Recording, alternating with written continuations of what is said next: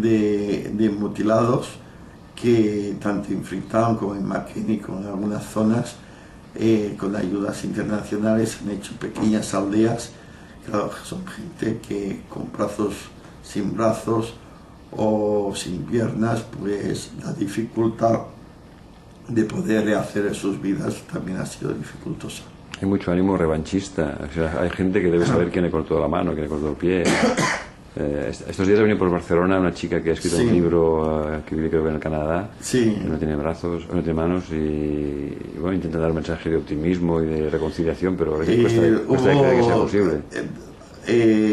No sé si es ella concreto, pero hay historias muy terribles. Por ejemplo, hay la historia de una cría de casi 8, 10, 9 años en las cuales los rebeldes le iban a cortar una mano y le cogieron la derecha. Entonces ella explicó que por favor la derecha no, porque quería estudiar, que le hicieran la izquierda.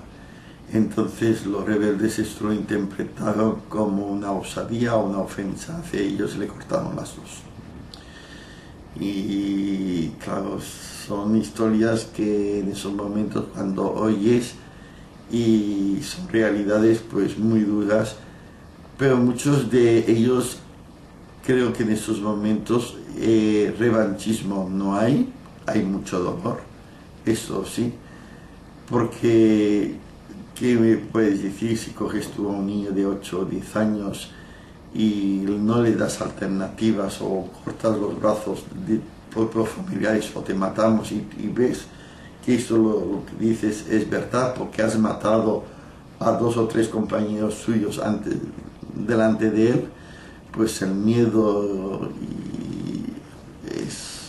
yo digo que la gente no puede decir yo no haré estas cosas si no está en el momento real, es decir, cuando se encuentra en la situación de amenaza y el miedo, lo que te pueden hacer, lo que te dejan de poder hacer.